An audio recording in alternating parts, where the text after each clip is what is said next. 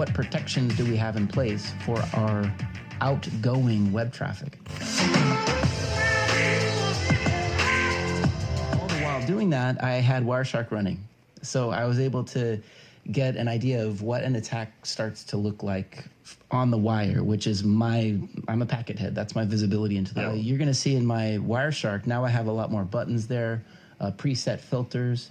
I've found that even when I'm doing troubleshooting for a company, it's not the network style stuff, something slow, I've been able to find indicative of compromise. Let's jump right into our video, guys, and we'll take a look at what we found conducting the glider test with the glider company. Saw a lot of excessive traffic, a lot of packets, seemed to be a black hole. More to come from the experts later in this video. This company is the one that sponsored the test. I just went ahead and read through the instructions, set up the camera first, of course, and we'll follow along and see what happens. So now I've passed the camera test. I'm now doing the microphone and the speaker test, which basically is giving the company control of all those devices on my laptop. As you can see, the company can detect what kind of hardware I have as far as the speakers and the audio device sound card.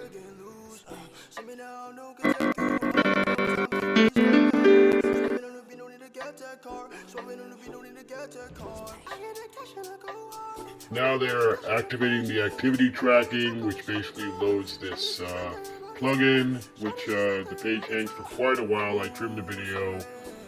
But once the page finally loaded, I finished up by loading the correct plugin. For the purpose of this video, I put up a stock photo of myself rather than the video that was running. Now you can see that the tracking is active now that the plugin has been loaded and they have control of the computer. I am now granting access to my desktop. Rather excessive for a test connected to an interview. Now their tracking software is correctly loaded and seems to be successful.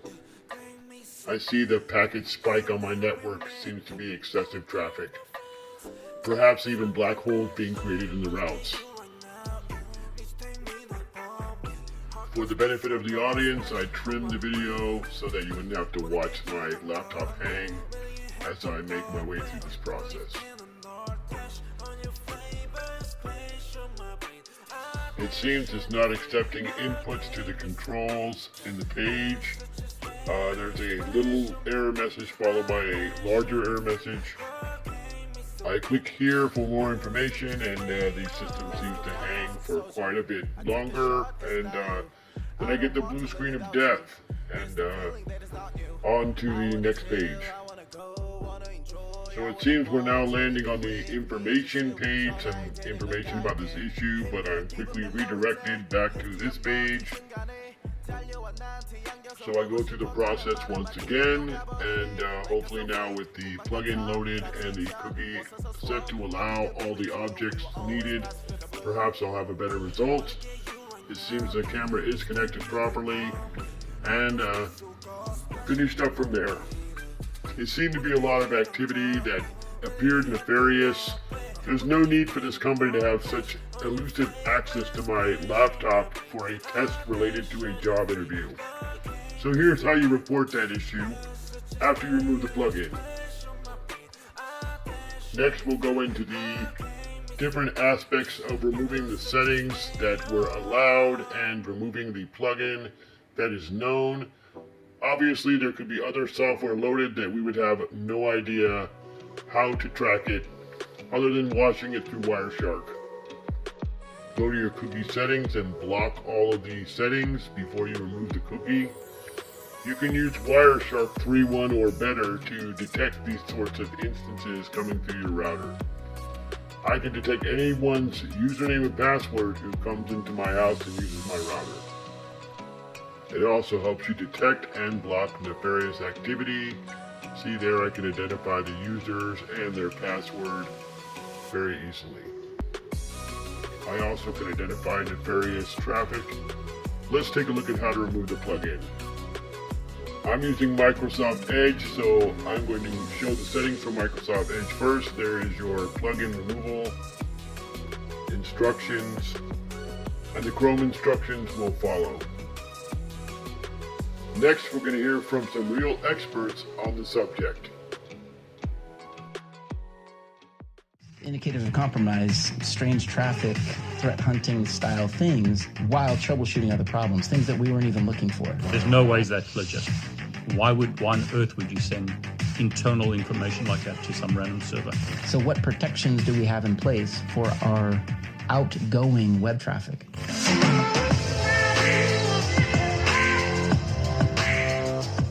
Everyone, David Bombal back with Chris. Chris, welcome. Great to be back, David. Hope you're doing okay. I'm well, and I'm really excited about this. Big world of traffic to look through, a lot of different types of attack patterns and things that we can find. So I've been eating it up, and I'm excited to share some of what I've found. Something slow, there's an application that doesn't connect properly. It says you could have network connectivity problems. It's the network stuff. So they'll grab traffic, they'll send it to me. Hey, Chris, I just need help. This is for a company. They were having a slow problem.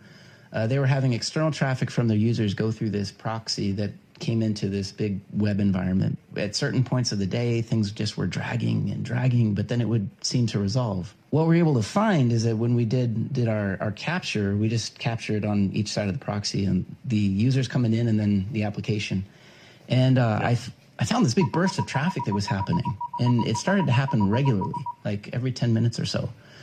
And I asked him, so like, should this proxy be talking to literally directly to one of your databases? And the answer was no. And we found that there was a bunch of SQL traffic coming back, and then that traffic on the other side was being sent to somewhere in a country it shouldn't have been sent. Simple Python scripts with Scapy to hack routing protocols. In this first video, I'm going to show you how to hack EIGRP, which is a routing protocol used by Cisco routers.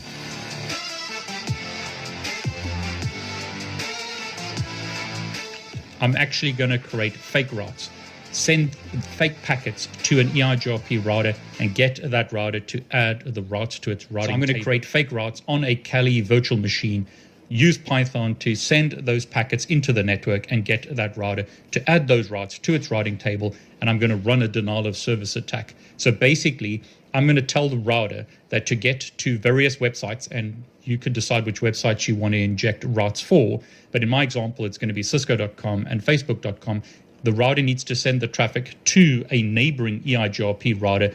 That router doesn't know how to get to the internet, so it's going to basically drop the packets. I'm going to run a denial of service attack by creating a black hole by sending fake routes to an EIGRP. I'm going to send a whole bunch of packets into the network.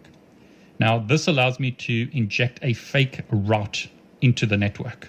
You need to create these fake packets correctly or forge these fake packets correctly. So you need to understand a bit about routing protocols to be able to do this. Update message. We're basically going to update the router with new routes.